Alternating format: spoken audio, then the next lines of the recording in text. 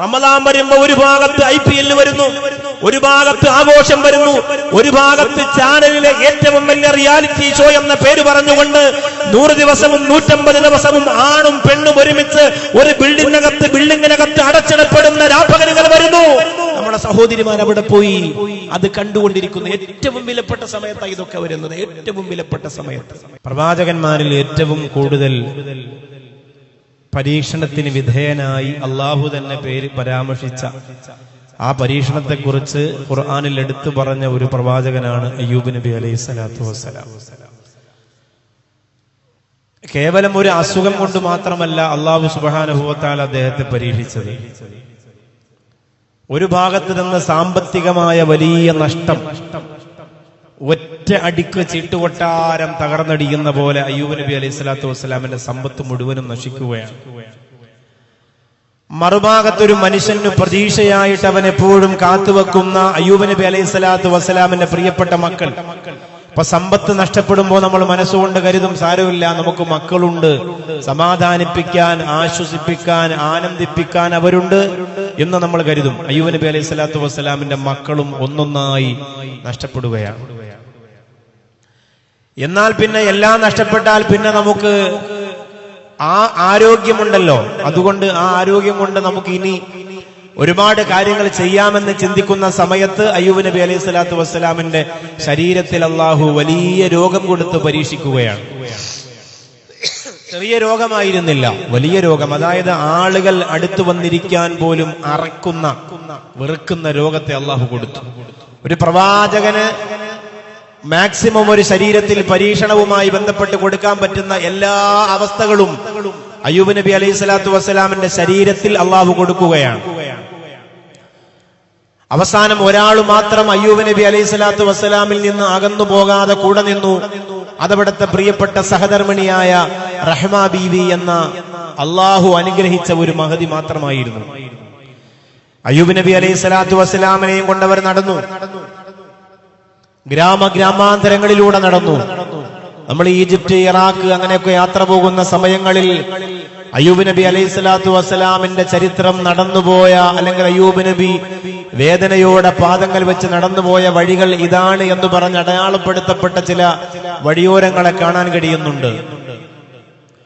മഹാനായ അയ്യൂബ് നബി അലൈഹി സ്വലാത്തു വസ്സലാമിനെയും കൊണ്ട് റഹ്മ ബീവി എന്ന പ്രിയപ്പെട്ട ഭാര്യ നടന്നു പോകുമ്പോ ഒരുപാട് അനുഭവ സംഭവങ്ങൾ, അത്ഭുതങ്ങൾ ആ യാത്രയിൽ ഉണ്ടാകുന്നുണ്ട്. ഒരിക്കൽ മഹദിയായ അയ്യൂബ് നബി അലൈഹി സ്വലാത്തു വസ്സലാമിന്റെ ഭാര്യയായ റഹ്മ ബീവിയോട് ബഹുമാനപ്പെട്ടവർ പറഞ്ഞു, കുറെ ദിവസമായി നമ്മൾ ഇങ്ങനെ യാത്ര ചെയ്യുകയാണ്, ഏറെ ദിവസങ്ങളായി. അതുകൊണ്ട് റഹ്മ, ഈ വഴിയോരങ്ങളിൽ എവിടെയെങ്കിലും ഒരു ഭവനം നമുക്ക് ഭക്ഷണം തരാൻ, അല്ലെങ്കിൽ നമുക്ക് ഇന്ന് നോമ്പ് തുറക്കാൻ. ഒരു കാര്യം നമ്മൾ മനസ്സിലാക്കേണ്ടത്, ആ പ്രയാസത്തിലും ആ സങ്കടത്തിലും ആ നൊമ്പരത്തിലും അവർക്ക് നോമ്പായിരുന്നു എന്നതാണ്, സുന്നത്തു നോമ്പ്. അയ്യൂബ് നബി അലൈഹി സ്വലാത്തു വസ്സലാം പറഞ്ഞു, എവിടെ നിന്നെങ്കിലും ഇന്നത്തെ ദിവസം നോമ്പ് തുറക്കാൻ ഒരു കാരക്കയെങ്കിലും കണ്ടുകിട്ടിയില്ലെങ്കിൽ ശാരീരികമായ അവസ്ഥ വളരെ അപകടകരമായിട്ടാണ് പോകുന്നത് എന്ന് പ്രിയപ്പെട്ട അയ്യൂബ് നബി അലൈഹി സ്വലാത്തു വസ്സലാം തന്റെ ഭാര്യയോട് പറഞ്ഞു കൊടുക്കുമ്പോ ആ റഹ്മത്ത് ബീവി എന്ന പ്രിയപ്പെട്ട ഭാര്യ ആ പരിസരങ്ങൾ മുഴുവനും അന്വേഷിക്കുകയാണ്. അയ്യൂബ് നബി അലൈഹി സ്വലാത്തു വസ്സലാമിനെ ഒരു മരച്ചുവട്ടിൽ ഇരുത്തിയിട്ട്, ശരീരത്തിലേക്ക് ആരും അടുത്തു വരൂല, കാണുന്നവരെല്ലാം കല്ലെറിഞ്ഞ് ഓടിക്കും, ഇങ്ങോട്ട് കൊണ്ടുവരരുത്, കൊണ്ടുവയ്ക്കോ, അതൊരു പ്രവാചകനാണെന്ന കാര്യം പിന്നീട് യാത്രകൾക്കിടയിൽ കാണുന്നവർക്ക് മറന്നുപോകുന്ന വിധത്തിൽ, ഇത് ആരാണെന്ന് പോലും അറിയാത്ത വിധത്തിൽ ഒരു മുസാഫിറായ, രോഗിയായ, ശരീരം ജീർണിച്ചു പോയ ഒരു മനുഷ്യനായിട്ട് മാത്രം കാണുന്ന അവസ്ഥയിലേക്ക് എത്തുകയാണ്. അങ്ങനെ മുമ്പോട്ട് നീങ്ങി അയ്യൂബ് നബി അലൈഹി സ്വലാമിന്റെ ഭാര്യ ഒരു ചെറിയ വെളിച്ചം കാണുന്ന വീട്ടിലേക്ക് പോയി. അവിടെ ചെന്ന് സംസാരിച്ചു. അല്ലാഹു റബ്ബുൽ ഇസ്സത്ത് അയ്യൂബ് നബി അലൈഹി സ്വലാത്തു വസ്സലാമിന്റെ ഭാര്യയുടെ സംസാര വൈഭവത്തിൽ അവർ വീണു. അവരോട് പറഞ്ഞു, എന്തെങ്കിലും ജോലി ഞാൻ ചെയ്തോളാം, നിങ്ങൾ എനിക്ക് പൈസ തരണമെന്നില്ല, നോമ്പ് തുറക്കാൻ വേണ്ടി എന്തെങ്കിലും തന്നാ മതി എന്ന് പറഞ്ഞപ്പോ ആ സ്ത്രീക്ക് സന്തോഷം തോന്നി. കാരണം നോമ്പുകാരാണല്ലോ. ആരാണ് കൂടെയുള്ളത്? എന്റെ പ്രിയപ്പെട്ട ഭർത്താവുണ്ട്, നബിയാണെന്ന് പറയാൻ പാടില്ല ആരോടും. ആ പരീക്ഷണഘട്ടത്തിന്റെ മൂർധന്യതയുടെ പ്രതിഫലത്തിന്റെ കുറവ് ആ പറച്ചിലിൽ അനുഭവിക്കേണ്ടി വരുന്നത് കൊണ്ട് ആ പേര് പറയാൻ പാടില്ല. അയ്യൂബ് നബി അലൈഹിസ്സലാത്തു വസ്സലാം അദ്ദേഹത്തിന്റെ പ്രിയപ്പെട്ട ഭാര്യ ജോലിയെല്ലാം കഴിഞ്ഞ് മഗ്രിബിനോടടുത്ത സമയത്ത് തന്റെ പ്രിയപ്പെട്ട പ്രിയതമനെ എടുത്തുകൊണ്ട് ചെല്ലാൻ ആ വീട്ടുകാർ പറഞ്ഞു, ഇവിടെ ഇരുന്ന് ഞങ്ങൾക്ക് നോമ്പ് തുറക്കാം, ഇവിടെ ഇരുന്ന് ഒരുമിച്ച് ഭക്ഷണം കഴിക്കാം, നിങ്ങളുടെ ഭർത്താവിനെ കൊണ്ടുവരാൻ പറഞ്ഞു. ആ സമയത്ത് പ്രിയപ്പെട്ട റഹ്മാ ബീവി പറഞ്ഞു, എന്റെ ഭർത്താവ് നിങ്ങൾ വിചാരിക്കുന്ന പോലെ ഒരു സാധാരണ ശരീരത്തിന്റെ ഉടമയല്ല, ശരീരം നിറച്ച് വ്രണങ്ങളാണ്. അള്ളാഹു വലിയ പരീക്ഷണം കൊടുത്തിരിക്കുന്ന ഒരാളാണ്.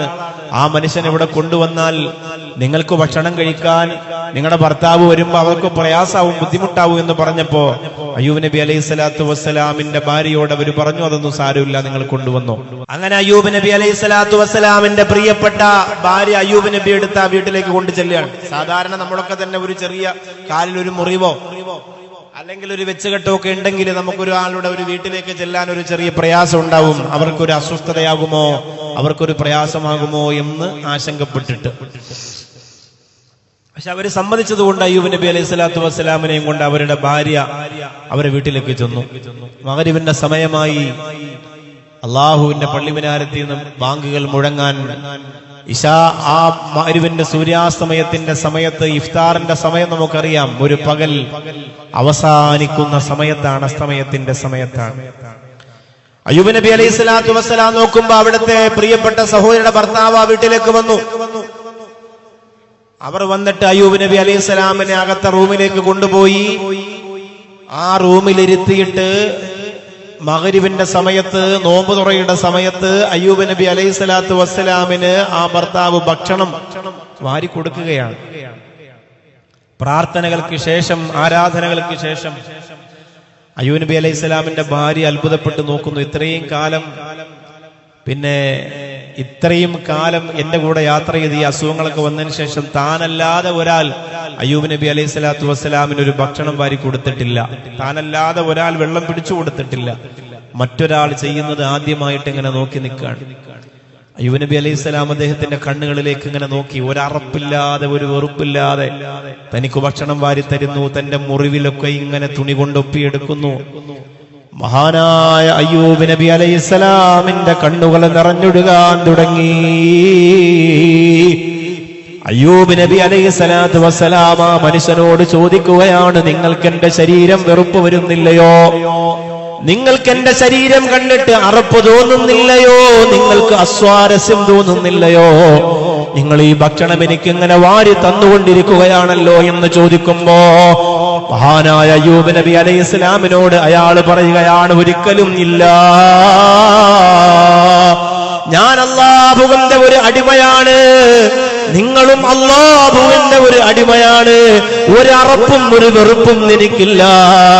അതുകൊണ്ടാണ് ഞാൻ നിങ്ങൾക്ക് ഭക്ഷണം വാരി തരുന്നത്. നിങ്ങൾക്ക് ഇന്ന് അല്ലാഹു തന്നിരിക്കുന്ന ബുദ്ധിമുട്ട് നാളെ ഒരു സമയത്ത് കരുണക്കടലായ റബ്ബ് എനിക്ക് തന്നുകൂടാ എന്നില്ലല്ലോ. അതുകൊണ്ട് ഞാൻ നിങ്ങളെ വെറുക്കാൻ പാടില്ലെന്ന് പറഞ്ഞ് ഭക്ഷണം കൊടുക്കുമ്പോ മഹാനായ അയ്യൂബ് നബി അലൈഹിസ്സലാം ആ മനുഷ്യന്റെ മുഖത്ത് നോക്കിയിട്ട് പറയുകയാണ്, ഇത്രയും അധികം ത്യാഗം ചെയ്യുന്ന, ഇത്രയും അധികം ബറക്കത്ത് ചെയ്യുന്ന, ഇത്രയേറെ അല്ലാഹുവിന്റെ പൊരുത്തം പ്രതീക്ഷിക്കുന്ന, കാരുണ്യത്തിന്റെ, വാത്സല്യത്തിന്റെ ഹൃദയമുള്ള താങ്കളുണ്ടല്ലോ, നിങ്ങളുടെ ദുആ മുഴുവനും ഖബൂലിയത്താണ്, അതിലൊരു സംശയവുമില്ല. നിങ്ങൾ എന്തല്ലാഹുവിനോട് ചോദിച്ചാലും ആ പടച്ചവൻ ഉത്തരം തരുന്നതാണ്. നിങ്ങളുടെ ദുആ ഒരിക്കലും അല്ലാഹു തട്ടിക്കളയുകയില്ല. നിങ്ങളുടെ പ്രാർത്ഥനയ്ക്ക് പടച്ചവന്റെ മുന്നിൽ ഖബൂലിയത്തുണ്ടെന്ന് മഹാനായ അയ്യൂബ് നബി അലൈഹി സ്വലാത്തു വസ്സലാം പറയുമ്പോ ആ മനുഷ്യൻ പറയുകയാണ്, നിങ്ങൾ പറഞ്ഞത് ശരി തന്നെയാണ്, നിങ്ങൾ ആരാണെന്ന് എനിക്കറിയില്ല, പക്ഷേ ഒരു കാര്യം ഉറപ്പാണ്, ഞാൻ എന്റെ യജമാനനായ റബ്ബിനോട് ഹൃദയം പൊട്ടി ചോദിച്ചുള്ള മുഴുവൻ കാര്യങ്ങളും അല്ലാഹു റബ്ബുൽ ഇസ്സത്ത് എനിക്ക് നടത്തി തന്നിട്ടുണ്ട്. പക്ഷേ ഒരു കാര്യം മാത്രം പടച്ചവൻ ബാക്കിയാക്കിയിട്ടുണ്ട്. മഹാനായ അയ്യൂബ് നബി അലൈഹിസ്സലാം ചോദിക്കുകയാണ്, എന്ത് കാര്യമാണ് നിങ്ങൾക്ക് അല്ലാഹു നടത്തി തരാത്തത്? ആ സമയത്ത് ആ മനുഷ്യൻ പറയുകയാ, എന്റെ വലിയ ആഗ്രഹമാണ്, എന്റെ ഭാര്യയുടെയും വലിയ ആഗ്രഹമാണ്. പ്രവാചകനായ അയ്യൂബ് എന്ന് പറയുന്ന പ്രവാചക പുങ്കവനായ മഹാമനുഷ്യനില്ലേ, അല്ലാഹു റബ്ബുൽ ഇസ്സത്ത് പരീക്ഷണം കൊടുത്തിട്ട് പറഞ്ഞുവിട്ട പ്രവാചകനാണ് അയ്യൂബ് നബി അലൈഹിസ്സലാം. അയ്യൂബ് നബിയെ ഈ ലോകത്തിരുന്ന് മരണപ്പെടുന്നതിന് മുമ്പ് എപ്പോഴെങ്കിലും ഒന്ന് കാണാൻ ആഗ്രഹമുണ്ടെന്ന് പറഞ്ഞപ്പോ മാറിയിരുന്നു കൊണ്ട് റഹ്മത്ത് ബീവി കരയാൻ തുടങ്ങി. ആ വർത്താനം കേട്ടിട്ട് റഹ്മത്ത് ബീവിയുടെ നെഞ്ചു പൊട്ടാൻ തുടങ്ങി, ആ കണ്ണുകൾ നിറഞ്ഞിടുകാൻ തുടങ്ങി. അയ്യൂബ് നബി അലൈഹിസ്സലാത്തു വസ്സലാം താനാണ് അയ്യൂബ് നബി എന്ന് അവരോട് പറയാൻ പാടില്ലാത്ത പരീക്ഷണമാണ്. ഞാനാണ് അയ്യൂബ് നബി എന്ന് പറഞ്ഞാൽ പിന്നെ സ്വീകരണമായി, പിന്നെ കുറച്ചുകൂടി പരിഗണനയായി. താൻ അനുഭവിച്ചുകൊണ്ടിരിക്കുന്ന ബേജാറിന്റെ വേദനയുടെ രോദനത്തിന്റെ രോഗത്തിന്റെ പ്രതിഫലം പിന്നെ കുറയാൻ കാരണമാകുമെന്ന് കരുതിയിട്ട് മഹാനായ അയ്യൂബ് നബി അലൈഹിസ്സലാത്തു വസ്സലാം അല്ലാഹു നിങ്ങൾക്ക് അയ്യൂബ് നബിയെ കാണാനുള്ള ഭാഗ്യം ഉറപ്പായും തരുമെന്ന് പറഞ്ഞ ആ വീട്ടിൽ നിന്ന് പുറത്തിറങ്ങുകയാ. നമുക്കറിയില്ല പ്രിയപ്പെട്ടവരെ, ആരെയാണ് അല്ലാഹു ഇഷ്ടപ്പെടുന്നതെന്നറിയില്ല, ആരുടെ ദുആയാണ് അല്ലാഹു സ്വീകരിക്കുന്നതെന്നറിയില്ല, ആർക്കാണ് അല്ലാഹുവിന്റെ ഖബൂലിയത്ത് ഏറ്റവും അധികം ഉള്ളതെന്നറിയില്ല, ആര് കരഞ്ഞാലാണ് അല്ലാഹുവിന്റെ അർശ് പൊള്ളുന്നതെന്നറിയില്ല, ആര് ബേജാറായാലാണ് അല്ലാഹു പെട്ടെന്ന് ഉത്തരം കൊടുക്കുന്നതെന്നറിയില്ല. എന്റെ പ്രിയപ്പെട്ടവരെ, ആ മഹാനായ അയ്യൂബ് നബി അലൈഹിസ്സലാം അല്ലാഹു റബ്ബുൽ ഇസ്സത്തിനോട് തന്നെ രോഗം മാറ്റാൻ ദുആ ചെയ്തില്ല. പിന്നെ ദുആ ചെയ്ത ഒരു പ്രത്യേകമായ രീതിയുണ്ട്. ആ രീതി അവലംബിക്കുന്നവരെ നിങ്ങളുടെ ദുആയും അല്ലാഹു ഖബൂലിയത്ത് കൊണ്ട് അനുഗ്രഹിക്കുന്നതാ. അയ്യൂബ് നബി അലൈഹിസ്സലാത്തു വസ്സലാം ചെയ്ത ദുആയിൽ ഒരു ഹിക്മത്ത് ഒളിഞ്ഞു കിടക്കുന്നുണ്ട്. ആ ഹിക്മത്ത് നമ്മളും നമ്മുടെ ദുആയിൽ കൊണ്ടുവന്നാൽ അല്ലാഹുവിന് അത് വലിയ ഇഷ്ടമാണ്. ആ ദുആയെ കുറിച്ച് അല്ലാഹു തന്നെ ഖുർആനിൽ എടുത്തു പറയുന്നുണ്ട്. അങ്ങനെ പറയണമെങ്കിൽ അല്ലാഹുവിന് അത് വലിയ ഇഷ്ടപ്പെട്ടത് കൊണ്ടാണ് പറയുന്നത്. അയ്യൂബ് നബിയുടെ ആ ദുആയെ കുറിച്ച് അല്ലാഹു തന്നെ ഖുർആനിൽ എടുത്തു പറയുന്നുണ്ട്. അപ്പൊ നമ്മൾ ആ ദുആ ഒന്ന് ശീലമാക്കിയാൽ, ആ ദുആ എന്ന് പറഞ്ഞാൽ ആ ദുആയിനകത്തുള്ള ചില അർത്ഥതലങ്ങളുണ്ട്. അത് നമ്മൾ മനസ്സിലാക്കി ദുആ ചെയ്താൽ നമ്മുടെ ദുആയിന് ഇജാബത്ത് കൂടും. ഏറ്റവും ആദ്യം നമുക്ക് വേണ്ട ദുആ അല്ലേ എന്ന് ഏറ്റവും കുറവ് ദുആയാണ്. കൂടുതൽ ദുആ ചെയ്യുന്ന ഉസ്താദിനെ മൗമൂമിങ്ങൾക്ക് ഇഷ്ടമല്ല. നിസ്കാരം കഴിഞ്ഞാൽ ആ മൊയിലാര് ദുആ നിർത്തൂലടെ, എത്ര സമയമാണ് ദുആ അല്ലെ, നമുക്ക് താല്പര്യമില്ല. റമദാനിൽ ഇത്രയും ഇജാബത്തിന്റെ രാപ്പകലുകളിൽ ഒരു ഉസ്താദ് തറാവിഹ് കഴിഞ്ഞിട്ടോ സുബഹി കഴിഞ്ഞിട്ടോ ഒക്കെ ദുആ ചെയ്താൽ ആ ഉസ്താദിന് ഇഷ്ടമല്ല. പിന്നെ അരോചകമാകുന്ന വിധത്തിലുള്ള നിലവിളിയും ബഹളവും വെപ്രാളും ഒക്കെ ആളുകൾക്ക് അസ്വാരസ്യം ഉണ്ടാക്കും. അങ്ങനെയൊന്നും വേണ്ട. സമാധാനത്തിൽ എത്ര ദുആ. നമ്മുടെ കോയക്കുട്ടി ഉസ്താദൊക്കെ അള്ളാഹു ദറജ ഉയർത്തി കൊടുക്കട്ടെ, അള്ളാഹു ഖബർ വിശാലാക്കി കൊടുക്കട്ടെ. അവരൊക്കെ എന്തൊരു മനുഷ്യരായിരുന്നു പ്രിയപ്പെട്ടവരെ. അള്ളാഹുവെ, അങ്ങനെ ഒരു പടപ്പ് നിങ്ങൾ ചിന്തിച്ചു നോക്ക്. അങ്ങനെ ഒരു മഹാമനുഷ്യ, അവരൊക്കെ ദുആ ചെയ്യുന്നത് എത്ര മണിക്കൂർ വേണോ നമ്മൾ കേട്ടിരിക്കും. എന്തുകൊണ്ട്? ആ ദുആയിലെ ആ യാചനയുടെ സുഖം. അടിയാറുകളായ എന്നൊക്കെയാണ് അങ്ങനെ പറയാം. അടിയാറുകള്, അള്ളാഹു നിന്റെ അടിമകള്, പാവങ്ങള്, അസുഖം മാറ്റിത്ത, ചെറിയ ചെറിയ കാര്യങ്ങൾ മുതൽ ഭയാനകരമായ ഒരു മനുഷ്യന്റെ വലിയ വിഷയങ്ങൾ വരെയും അള്ളാഹുവിന്റെ മുമ്പിലേക്ക് ഏറ്റെടുത്ത് കയറ്റിവെക്കുന്ന ഒരു പ്രാർത്ഥനയാണ് ബഹുമാനപ്പെട്ട കോയക്കുട്ടി ഉസ്താദിന്റെ ഒക്കെ പ്രാർത്ഥന. ഒരുപാട് ഉസ്താദുമാരുണ്ട് അങ്ങനെ ദുആ ചെയ്യുന്ന, വറഉള്ള സൂക്ഷ്മതയുള്ള ആ ദുആ തുടങ്ങിയാൽ തീരുന്നതുവരെ ഭക്തി നിറഞ്ഞുകൊണ്ട് നമ്മൾ അറിയാതെ ആമീൻ പറഞ്ഞു. നമ്മൾ തലചൊറിയില്ല, നമ്മൾ കോട്ടുവായ വിടില്ല, നമുക്ക് ക്ഷീണം വരില്ല. അങ്ങനത്തെ ദുആ. അതുകൊണ്ടല്ലേ ബദർ യുദ്ധത്തിന്റെ തലേ രാത്രിയിൽ അബൂബക്കർ സിദ്ദീഖ് റളിയല്ലാഹു അൻഹു ഭയന്നു പോയത് മുത്തുനബിയുടെ ദുആ കണ്ടിട്ട്. ബദറിലൊക്കെ പോകുമ്പോ എന്റെ സഹോദരിമാർ തിരക്കുള്ള യാത്രയാണ് ബദർ ഉഹദൊക്കെ. പെട്ടെന്ന് കണ്ടു തീർത്തങ്ങ് പോകും.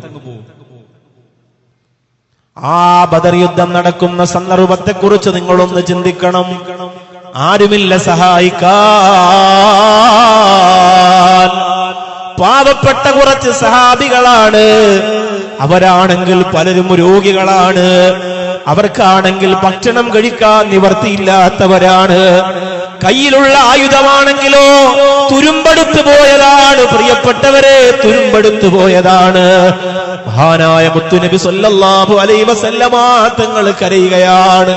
ബദർ യുദ്ധത്തിന്റെ തലേ രാത്രിയിൽ ആ ബദർ യുദ്ധം നടക്കുന്ന സ്ഥലത്ത് അല്ലാഹുവിന്റെ ഹബീബ് നബി മുഹമ്മദ് മുസ്തഫ സല്ലല്ലാഹു അലൈഹി വസല്ലമ തങ്ങൾ സുജൂദിൽ കിടന്ന് കൈകാലിട്ടടിച്ച് നിലവിളിക്കുന്ന കുഞ്ഞിനെ പോലെ തേങ്ങി തേങ്ങി തേങ്ങി കരയുകയാണ്.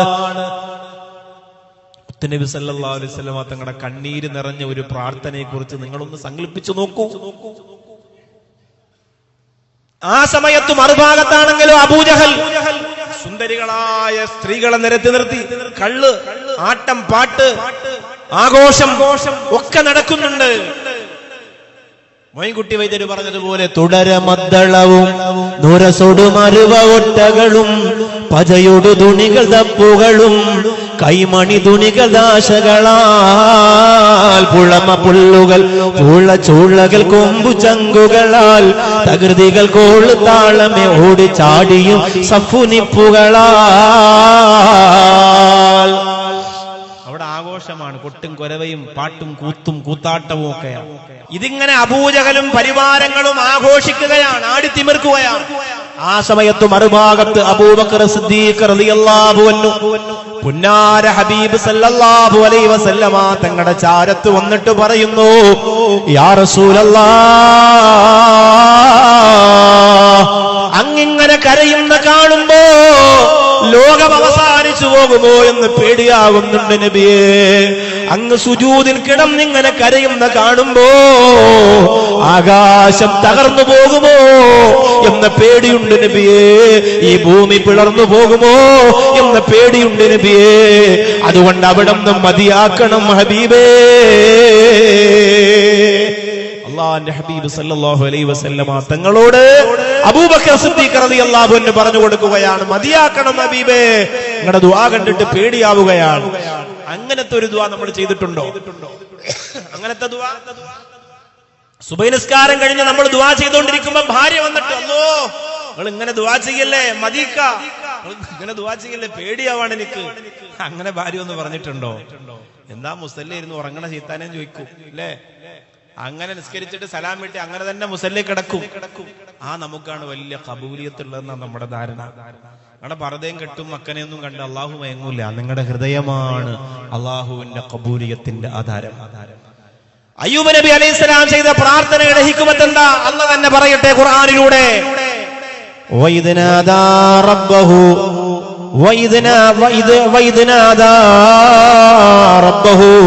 അയ്യൂബ് നബി അലൈഹിസ്സലാത്തു വസ്സലാം അല്ലാഹുവിനെ വിളിച്ചത് റബ്ബഹു, അല്ലാഹുവിന്റെ റബ്ബിനെ വിളിച്ചുകൊണ്ട് പ്രാർത്ഥിച്ചു എന്ന് അല്ലാഹുവിന്റെ ഖുർആൻ.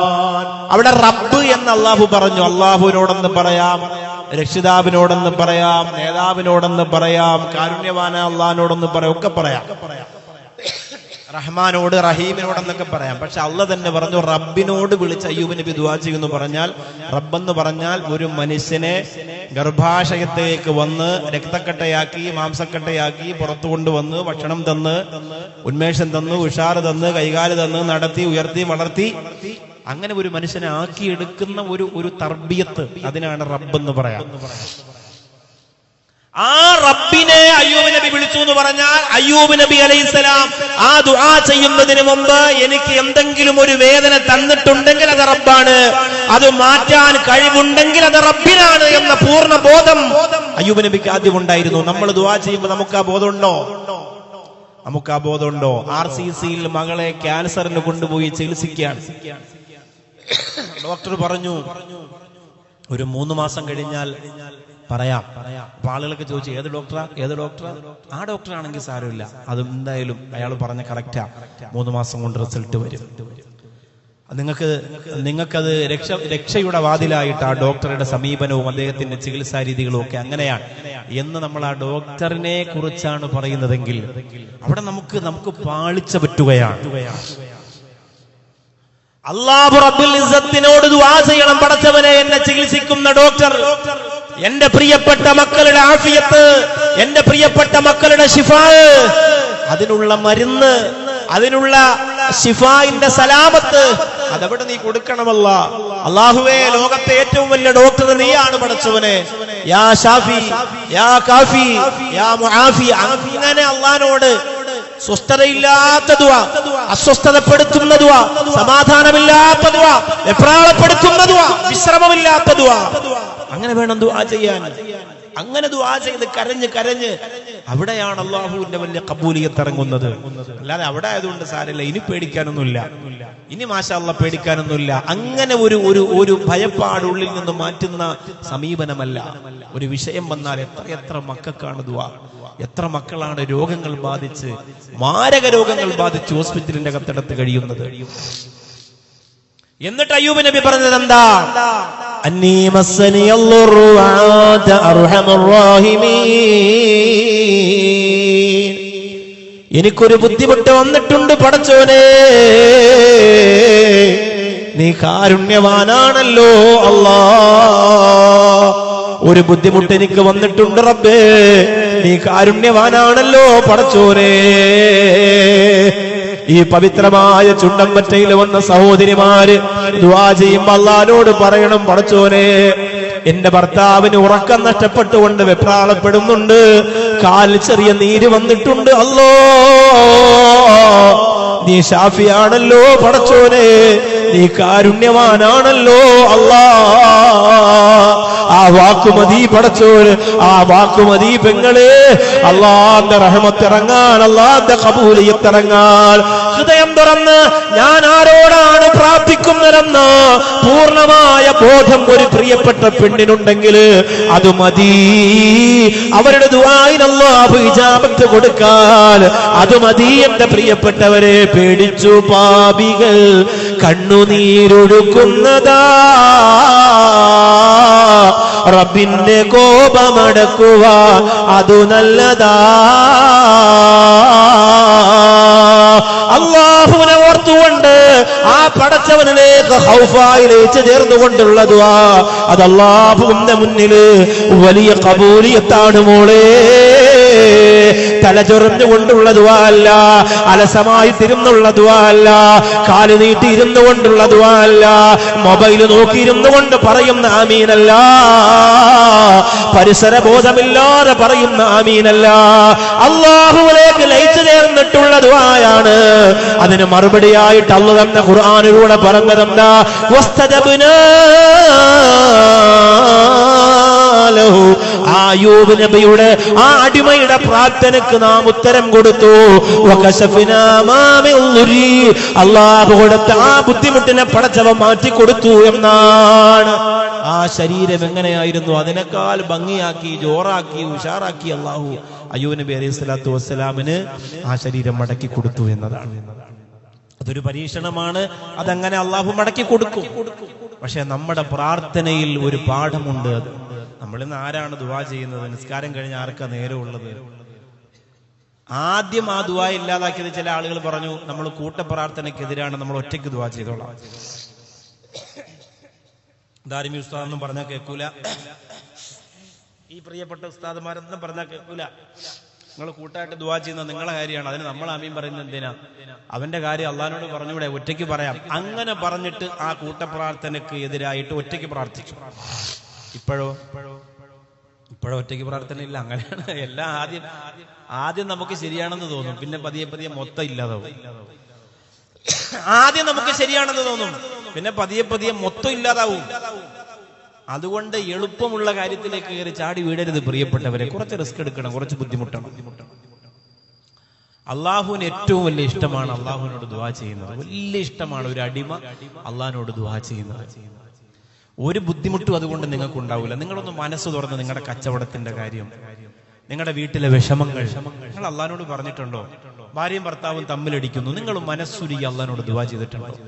നിങ്ങൾ ഈ സദസ്സിലിരുന്നൊന്ന് ചിന്തിക്കുക. ഞാനും എന്റെ ഭർത്താവും തമ്മിൽ എത്ര ദിവസം തമ്മിൽ അടിയുണ്ടായി, പ്രശ്നമുണ്ടായി, പിണങ്ങി തിരിഞ്ഞു കിടന്നു, അപ്പുറത്തെ റൂമിൽ പോയി കിടന്നു, ഞാൻ എന്റെ വീട്ടിൽ പോയി. കുറെ ദിവസം കഴിഞ്ഞ് വീണ്ടും നമ്മൾ ഇണങ്ങി. ആ പിണങ്ങിയിരിക്കുന്ന സമയത്തൊന്ന് ഒളു കൊടുത്ത് 2 റക്അത്ത് നിസ്കരിച്ചിട്ട് അല്ലാഹുവേ എന്റെ ഭാഗത്താണ് തെറ്റെങ്കിൽ മാപ്പാക്കി തള്ള. ഒരു സന്തോഷമുള്ള കുടുംബ ജീവിതമല്ലേ, എന്തിന് തകർക്കുന്നല്ല ഒന്ന് ദുആ ചെയ്തിട്ടുണ്ട്. എന്താ ചെയ്യാത്തത്? അള്ളാഹ്ക്ക് നിങ്ങളുടെ വിഷയത്തിൽ പരിഹാരം ഉണ്ടാക്കാൻ പറ്റൂല എന്ന് തോന്നുന്നുണ്ടോ? കുടുംബ കോടതികൾ കയറിയിറങ്ങുമ്പോ, ഡൈവേഴ്സിന് വേണ്ടി കാത്തിരിക്കുമ്പോ എന്തുകൊണ്ട് മുസല്ല വിരിച്ചിട്ട് നിങ്ങൾ അല്ലാഹുവിനോട് കരഞ്ഞുകൊണ്ട് ദുആ ചെയ്തില്ല? നിങ്ങൾ ചെയ്തിട്ടില്ല. നിങ്ങൾ ആലോചിക്കുക, ആരാ ചെയ്തത്? നിങ്ങൾ ചെയ്തോ? ചെയ്താൽ കിട്ടുന്ന കുടുംബത്തിലെ ബറക്കത്ത് എത്രയാണ്, അഭിവൃദ്ധി എത്രയാണ്, ഐശ്വര്യം എത്രയാണ്, ഇമ്പം എത്രയാണ്. അത് അല്ലാഹു തരും പ്രിയപ്പെട്ടവരെ, ഒരു സംശയമില്ല. ഞാനൊക്കെ ഈ പ്രിയപ്പെട്ട മുത്തഅല്ലിമീങ്ങളുടെ ഇതേ പ്രായത്തിൽ ഇതുപോലെ വസ്ത്രം ധരിച്ച് ഞങ്ങളൊക്കെ പഠിക്കുന്ന സമയത്ത് ഞങ്ങളുടെ ഉസ്താദുമാര് പറഞ്ഞിട്ടുണ്ട്, നിങ്ങളുടെ ദുആഇന് അല്ലാഹുവിന്റെ അടുത്ത് വലിയ ഖബൂലിയത്തുണ്ടെന്ന് പറഞ്ഞ സമയത്ത് ഞാനൊക്കെ അന്ന് ദറസിൽ പഠിക്കുന്ന സമയത്ത് പള്ളിക്കകത്ത് മാരിബിന് നേരത്തെ കയറി മാരിബിന് പള്ളിയുടെ ലൈറ്റൊക്കെ ഇട്ട് കുറെ ദിക്റൊക്കെ ചൊല്ലി ദുആ ചെയ്തിട്ടുണ്ട്. ഞാനിപ്പോ ചിന്തിക്കുകയാണ്, അല്ലാഹുവേ, ഒരുപക്ഷെ അന്ന് ചെയ്ത ദുആഇന്റെ ഇജാബത്തായിരിക്കാം ഞാൻ നിങ്ങളുടെ മുമ്പിൽ ഇരിക്കുന്നത്. എന്റെ സ്നേഹസാഗരം, എന്റെ കോളേജ്, എന്റെ ഈ പ്രവർത്തനങ്ങളൊക്കെ അന്ന് അറിവില്ലാത്ത പ്രായത്തിൽ ഇതൊക്കെ ആവണമെന്ന് ആഗ്രഹിച്ച് അള്ളാഹിനോട് ദുആ ചെയ്ത ആ ദുആഇന്റെ ഇജാബത്താകാൻ പറയാൻ പറ്റൂല പ്രിയപ്പെട്ടവരെ. എത്ര ഇജാബത്തിന്റെ രാപ്പകലുകൾ നമുക്ക് നഷ്ടപ്പെട്ടു പോയി. നമ്മൾ അതിനൊക്കെ തകർത്തില്ലേ? അതിന്റെ പരീക്ഷണമായി റമദാൻ വരുമ്പോ ഒരു ഭാഗത്ത് IPL വരുന്നു, ഒരു ഭാഗത്ത് ആഘോഷം വരുന്നു, ഒരു ഭാഗത്ത് ചാനലിലെ ഏറ്റവും വലിയ റിയാലിറ്റി ഷോ എന്ന പേര് പറഞ്ഞുകൊണ്ട് 100 ദിവസവും 150 ദിവസവും ആണും പെണ്ണും ഒരുമിച്ച് ഒരു ബിൽഡിങ്ങിനകത്ത് അടച്ചിടപ്പെടുന്ന രാപ്പകലുകൾ വരുന്നു. നമ്മുടെ സഹോദരിമാർ അവിടെ പോയി അത് കണ്ടുകൊണ്ടിരിക്കുന്നു. ഏറ്റവും വിലപ്പെട്ട സമയത്താണ് ഇതൊക്കെ വരുന്നത്, ഏറ്റവും വിലപ്പെട്ട സമയത്ത്. നമ്മുടെ റമദാനിന്റെ ഒരു സെക്കൻഡ് പോലും നഷ്ടപ്പെടുത്താൻ പാടില്ലാത്ത, അത്രമേൽ ആയുസ്സിൽ ഇനി മറ്റൊരു ദിവസം വരുമോ എന്നറിയാത്ത ആ ഒരു സമയത്താണ് ഈ പിശാചിന്റെ ഈ കളികളും മൊത്തം നമ്മളെ വ്യാപകമായി മൂടുന്നത്. എന്ത് ദുആ ചെയ്യാൻ? റമദാനിന്റെ 20 റക്അത്ത് തറാവീഹ് കഴിഞ്ഞിട്ട് നിങ്ങൾ പള്ളിക്കകത്തിരുന്ന് മനസ്സ് തുറന്നാൽ അള്ളാഹു കേൾക്കൂല എന്ന് നിങ്ങൾക്ക് തോന്നുന്നുണ്ടോ? അള്ളാഹു അത്രയ്ക്ക് ക്രൂരനാണോ? അള്ളാഹു അത്രയ്ക്ക് മോശക്കാരനാണോ? എന്റെ അടിമ 20 റക്അത്ത് നിസ്കരിച്ചിട്ട് അള്ളാഹുവിനോട് ദുആ ചെയ്യുമ്പോ അള്ളാഹു അത് വേണ്ട, അവൻ കൊണ്ടുപോട്ടെ എന്ന് പറയാൻ മാത്രം ക്രൂരനല്ല നമ്മുടെ കാരുണ്യവാനായ റബ്ബ്. അവൻ കാത്തിരിക്കുകയാണ്. അള്ളാഹു മലക്കുകളോട് പറയുകയാണ്, മലക്കുകളെ, എന്റെ അടിമകൾ ആരെങ്കിലും പകൽ സമയത്ത് തെറ്റ് ചെയ്തു പോയാൽ രാത്രി മുഴുവനും അവര് ദുആ ചെയ്യുന്നുണ്ടോ, അവര് തൗബ ചെയ്യുന്നുണ്ടോ എന്നറിയാൽ ഞാനിവിടെ കാത്തിരിക്കുന്നുണ്ട് മലക്കുകളെ. തൗബയുടെ വാതിൽ തുറന്നു വെച്ചിട്ട് ഇജാബത്തിന്റെ വാക്കുമായി ഖബൂലിയത്ത് കൊടുക്കാൻ കാത്തിരിക്കുന്നു മലക്കുകളെ. രാത്രി ഒരു പക്ഷേ എന്റെ അടിമകൾക്ക് തെറ്റുപറ്റിപ്പോയാൽ അവര് പകൽ സമയത്ത് പ്രാർത്ഥിക്കുന്നത് കേൾക്കാൻ ഞാൻ കാത്തിരിക്കുന്നുണ്ടെന്ന് കരുണക്കടലായ രാജസയ്യിദായ അല്ലാഹു തന്റെ പ്രിയപ്പെട്ട മലക്കുകളോട് പറഞ്ഞു കൊടുക്കുമെന്ന്, മാലാഖമാരോട് പറഞ്ഞു കൊടുക്കുമെന്ന് അല്ലാഹുവിന്റെ റസൂൽ നബി മുഹമ്മദ് മുസ്തഫ സല്ലല്ലാഹു അലൈഹി വസല്ലമ തങ്ങൾ പറയുമ്പോ, എന്റെ പ്രിയപ്പെട്ടവരെ, നമ്മൾ എന്തേ ഇങ്ങനെ അലഞ്ഞു നടക്കുന്നത്? നമുക്കെന്തേ പടച്ചോൻ ആവശ്യമില്ലാത്തത്? നമ്മളിങ്ങനെ അല്ലാഹു വേണ്ടാതെ താന്തോതികളായി, എനിക്ക് കഴിവുണ്ടല്ലോ, എനിക്ക് പണമുണ്ടല്ലോ, എനിക്ക് പിടിപാടുണ്ടല്ലോ, എനിക്ക് പ്രതാപമുണ്ടല്ലോ, എനിക്ക് അധികാരമുണ്ടല്ലോ, എനിക്ക് അല്ലാഹുവോട് കൈനീട്ടുണ്ടെന്ന് പറഞ്ഞുകൊണ്ട് പരക്കം പായാ മാത്രമുള്ള ധിക്കാരികളായി നിങ്ങൾ എന്തുകൊണ്ട് അധപ്പതിക്കുന്നു മുസ്ലിമേ? ഒന്ന് അല്ലാഹുവോട് കൈ ഉയർത്താൻ, ജീവിതത്തിന്റെ സങ്കടങ്ങൾ പറയാ, നൊമ്പരങ്ങൾ പറയാ, എന്തുകൊണ്ട് നിനക്ക് കഴിയുന്നില്ല? മഹാനായ ഇബ്രാഹിം നബി അലൈഹി സ്വലാത്തു വസ്സലാമിന് കുറച്ച് സാമ്പത്തികത്തിന്റെ ആവശ്യം വന്നപ്പോ മഹാനായ ഖലീലുല്ലാഹി ഇബ്രാഹിം നബി അലൈഹിസ്സലാം കുറച്ച് ആളുകളോട് പണം ചോദിച്ചിരുന്നു. ആ സമയത്ത് അവരുടെ കയ്യിൽ പണമുണ്ടായില്ല. എല്ലാവരും ഇബ്രാഹിം നബി അലൈഹിസ്സലാമിനെ നിരാശയോടെ മടക്കി വിടുകയാണ്. ആ സമയത്ത് അല്ലാഹുവിന്റെ ഭാഗത്ത് നിന്ന് വിളി വരികയാണ്, യാ ഖലീലല്ലാഹ്, അല്ലയോ ഇബ്രാഹിം നബിയേ, നിങ്ങളെന്തേ പണം എന്നോട് ചോദിക്കാത്തത് നബിയേ? ഞാൻ നിങ്ങളുടെ ആരാണ് നബിയേ? ഞാൻ നിങ്ങളുടെ ആരാണ് നബിയേ? നിങ്ങൾ ആരോടൊക്കെ പണം ചോദിച്ചു നബിയേ? നിങ്ങൾ എന്തുകൊണ്ട് എന്നോട് ചോദിച്ചില്ല? ആ സമയത്ത് ഇബ്രാഹിം നബി അലൈഹിസ്സലാം അല്ലാഹുവോട് പറയുകയാണ്, പടച്ചോനെ, ഇത് ചെറിയ ഒരു കുഞ്ഞു ദുനിയാവിന്റെ കാര്യമല്ലേ? ഇതൊരു ചെറിയ ദുനിയാവിന്റെ കാര്യമല്ലേ? അതുകൊണ്ട് പടച്ചോനെ, ഞാന് കൂട്ടുകാരോട് ആരോടെങ്കിലും ചോദിക്കാന്ന് വിചാരിച്ചു. മഹാനായ ഇബ്രാഹിം നബി അലൈഹിസ്സലാത്തു വസ്സലാം അള്ളാഹിനോട് പറയാ, ചെറിയ സാമ്പത്തിക ഇടപാടായതുകൊണ്ട് ഞാൻ എന്ത് ചെയ്തു? കൂട്ടുകാരോടൊക്കെ ചോദിച്ചതാണ്, ഇബ്രാഹിം നബി എന്ത് ഓർക്കണമായിരുന്നു? ഇലാഹായ പുരാനോട് ഇരവും പകലും തേടി ഖലീലായ ഇബ്രാഹിം നബിക്കു കിട്ടി മകനായി ഇസ്മായിൽ നബി എന്ന കനകക്കട്ടി. എല്ലാം കൊടുത്തു ഇബ്രാഹിം നബി അലൈഹി സ്വലാമിന് ദുആ ചെയ്തതൊക്കെ. അപ്പോ എന്തിനേറെ വീട്ടിൽ അടുക്കളയിൽ ഒരു പാത്രത്തിൽ പഞ്ചസാര കുറഞ്ഞു പോയി, ഉപ്പില്ല. അല്ലാ പടച്ചോനെ, അങ്ങനെ ഒരു ബുദ്ധിമുട്ട് ഇനി നീ തരില്ല അള്ളാന്ന് അള്ളഹാനോട് പറയാന്ന്. നിങ്ങൾ എന്താ അള്ളാഹിനെ കുറിച്ച് കരുതിയത്? നിസ്കാരത്തിന് ശേഷമുള്ള ദുആ, ഇങ്ങനെ ഖബറിലെ രക്ഷ, അങ്ങനെ വലിയ വലിയ കാര്യങ്ങൾ മാത്രമല്ല അള്ളാഹു നടത്തി തരിക. ചെറിയ നിസാരമായ കുഞ്ഞു കാര്യങ്ങൾ പോലും കാരുണ്യവാനായ റബ്ബിനോട് നിങ്ങൾക്ക് ദുആ ചെയ്യാം. ആ ദുആയിൽ അങ്ങനെ ഒരു ധാരണ നിങ്ങൾക്ക് വേണം. എന്നോടെപ്പോഴും എന്റെ റബ്ബുണ്ട്, എന്തെങ്കിലും വിഷമം വന്നാൽ എന്റെ റബ്ബിനോട് എനിക്ക് പറയാൻ പറ്റും എന്ന ഒരു ധാരണ നിങ്ങൾക്ക് വേണം. എന്നാലേ നമ്മുടെ ദുആന് ഇജാബത്ത് ഉണ്ടാവുള്ളൂ. ദുആ ചെയ്യുന്നവരെ കുറിച്ച് മഹാന്മാര് രേഖപ്പെടുത്താണ് ഒന്നാമത് വേണ്ടത് വദുല്ലാഹ മുഖ്ലിസീൻ. അല്ലാഹു റബ്ബുൽ ഇസ്സത്തിനോട് ഇഖ്ലാസോട് കൂടി വേണം നിങ്ങൾ ദുആ ചെയ്യാൻ. എല്ലാ കാര്യങ്ങളിലും ഇഖ്ലാസ് വേണം. ഞാൻ വഅദ് പറയാൻ വേണ്ടിയിട്ട് വന്നിങ്ങനെ ഇരിക്കുമ്പോ, ഞാൻ പ്രഭാഷകനാണ്, ഞാൻ ഇവിടെ അടിച്ചു പൊളിക്കും, ഞാൻ തകർക്കും, ഞാൻ അങ്ങനെയാണ്, ഒരു ബുദ്ധിമുട്ട് എനിക്ക് ഉണ്ടാവൂല, അങ്ങനെയല്ല ചിന്തിക്കേണ്ടത്. യജമാനനായ റബ്ബേ, എത്ര വലിയ വലിയ ഉസ്താദുമാര് കൈകാര്യം ചെയ്ത എന്നെക്കാൾ അറിവുള്ള യോഗ്യതയുള്ള ആളുകളെ പുറകിലിരിക്കുമ്പോ എനിക്ക് സംസാരിക്കാൻ വേണ്ടി നിങ്ങൾ മൈക്ക് വെച്ച് തരുമ്പോ ഞാൻ അള്ളാഹു എനിക്ക് തന്ന അനുഗ്രഹത്തെ കുറിച്ച് ഓർത്തിട്ട് ഇഖ്ലാസോടുകൂടി സംസാരിക്കണം. എന്നാലാണ് ആ വാക്കുകൊണ്ട് നിങ്ങളിൽ ഒരാൾക്കെങ്കിലും ഒരു മാറ്റം ഉണ്ടാവുള്ളൂ. ഇല്ലെങ്കിൽ അതങ്ങ് കഴിഞ്ഞു പോവും, വലിയ കാര്യമൊന്നും ഉണ്ടാവൂല. ആ ബഹളവും ചാട്ടവും കഴിഞ്ഞങ്ങ് പോവും, നിങ്ങളും പോവും, ഞാനും പോവും. ആ സമയം രണ്ടു കൂട്ടർക്ക് നഷ്ടാവും. അല്ലാഹുവിനെ ഇഖ്ലാസോടുകൂടി ചെയ്താൽ ചെറിയ കാര്യം മതി. ഇഖ്ലാസോടി പറഞ്ഞാൽ 1 മണിക്കൂറാണെങ്കിലും മതി. ഇൻഷാ അല്ലാഹ് നമുക്ക് പെട്ടെന്ന് ഇഖ്ലാസോടി പറഞ്ഞ് പെട്ടെന്ന് നിർത്താം. ഇഖ്ലാസോടി പറഞ്ഞാൽ കുറച്ച് മതി, പെട്ടെന്നത് പൂർത്തിയാവും. അതിനൊരു ഖബൂലിയത്ത് ഉണ്ടാവും, അതിനൊരു ബറക്കത്ത് ഉണ്ടാവും. മഹാനായ അബ്ദുല്ലാഹി ഇബ്നു മുബാറക് റളിയല്ലാഹു അൻഹു ഒരു സംഭവം കേട്ടോ. ജീവിതത്തിൽ ഇഖ്ലാസില്ലാതെ ഒരു കാര്യം അബ്ദുല്ലാഹി ഇബ്നു മുബാറക് റളിയല്ലാഹു അൻഹു ചെയ്തിട്ടില്ല. എല്ലാ കാര്യങ്ങളും ഇഖ്ലാസ് എന്ന് പറഞ്ഞാൽ എന്താ? നിഷ്കളങ്കത, താഴ്മ, അതായത് ഒരു കപടത ഇല്ലാത്ത, അതാണ് ഇഖ്ലാസ് എന്ന് പറഞ്ഞാൽ. എന്റെ അറബി വാക്ക് പറഞ്ഞിട്ട് നിങ്ങൾക്ക് മനസ്സിലായി പോകുന്നിരിക്കും. കള്ളത്തരമില്ലാത്ത സത്യസന്ധമായ സമർപ്പണ ബോധം, അതാണ് ഇഖ്ലാസ്. ചെയ്യുന്ന കാര്യത്തിൽ ഒരു നിഷ്ക. ഇപ്പൊ ബക്കറ്റ് കളക്ഷൻ നടത്താണെന്ന് വെച്ചോ, സമയമില്ല, ഞാൻ പറയാം, പക്ഷെ ആ സമയത്ത് കൊണ്ടുവരുമ്പോ പറഞ്ഞു വിട്ടല്ലേ, അങ്ങനെയല്ല. ബിസ്മില്ലാഹ്, അല്ലാഹു എനിക്ക് നീ തന്നൊരു വലിയ ഭാഗ്യമാണ് ഈ മജ്ലിസിൽ വന്ന് ഇങ്ങനെ ഒരു കോളേജ് ഇവിടെ നടന്നിട്ട് ഞാൻ അറിഞ്ഞില്ല റബ്ബേ. അപ്പൊ ഇങ്ങനെ ഒരു മനോഹരമായ സ്ഥാപനത്തിന്റെ മുമ്പിൽ വന്നിരുന്ന വാത് കേട്ടിട്ട് എനിക്ക് ചെയ്യാൻ പറ്റുന്ന ഒരു ബറക്കത്താണെന്ന് ചിന്തിച്ച് അങ്ങനെ ചെയ്തു കൊടുക്കാൻ പറ്റുന്ന, അതാണ് ഇഖ്ലാസ് എന്ന് പറഞ്ഞാൽ. ആ ചിന്ത ദുആ ചെയ്യാണ്. ഇഖ്ലാസ് എന്ന് പറഞ്ഞാൽ നമുക്കൊന്നിനും കഴിവില്ലല്ലോ, നീയാണ് എല്ലാം തരേണ്ടത്. കൈനീട്ടി അങ്ങനെ ആ ഒരു ഇരുത്ത